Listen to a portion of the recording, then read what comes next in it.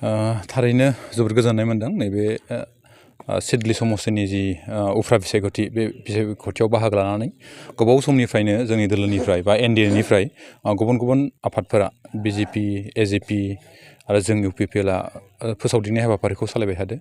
आं इनचार्ज हिसाबै गोलैदोंमोन निसिमा समस्टियाव दिनै नैबे जायगायाव दंफैयो आङो। गिदिंनानै मोनबाय जों गुबुन गुबुन हारिनि सुबुंफोरनि गेजेरावबो गिदिंदोंमोन, गोबाव जाबाय गिदिंबाय थानाया। बेयाव सुबुंफोरा बा ससियेल मिडियायाव जेरैबायदि सावरायबाय थादों बिदि थासारिखौ जों बेहाय मोननो हायाखै।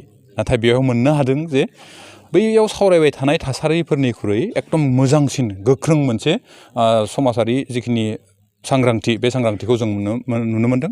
आरो समाजनि सुबुंफोरा जों जि जायगायाव सावरायनो मोनदों गुबुन गुबुन हारिनि सुबुंफोरजों, बेयाव बिथांमोना रोखा रोखा फोरमायनानै होदों जे एबार उफ्रा बिसायख'थियाव जोंनि मानगोनां निरुपमा कुमार ब्रह्मखौनो माने एनडिएनि बिजाथिखौनो जों अरायसमबो हेफाजाब होबाय थागोन होननानै जों जेसेबांखिनि बिसायख'थिनि जि फोसावदिं बाहागो लादों बे बाहागो लानायाव जों नुनो मोनदों रायजो राजाफोरनि जिखिनि सांग्रांथि बेखौ।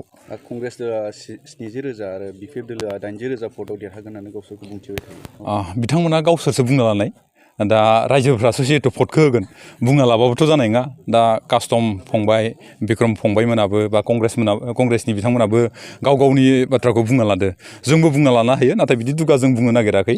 नोंथांमोना निस्सय मोनफ्रोमबो आफाद, बि कंग्रेसनि आफाद बा बिजेपि आफाद बा जोंनि एनडिए आफादफोरनि सावरायमेलाव बा सांग्रांथि मेलाव नोंथांमोना निस्सय बाहागो लादो।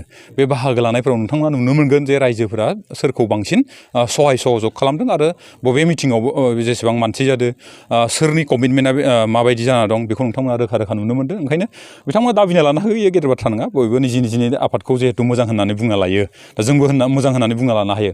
नाथाय फैगौ 13 नभेम्बराव जानो गोनां जि बिसायख'थि, बे बिसायख'थिनि जिखिनि फिथाइ बे फिथाइजोंसो सोनारगोन आरो। बेसेबांसो भट लागोन नोंथांमोना? बेसेबांसो भट लागोनखौथ' आं बुङा, बिथांमोननि बायसा दुगाहाय बुङा। नाथाय जोङो मोनसे गेदेर फारागथिनि गेजेरजों जों देरहालांगोन होननानै जों दाबि खालामना लानो हायो आरो। गोजोन्थों।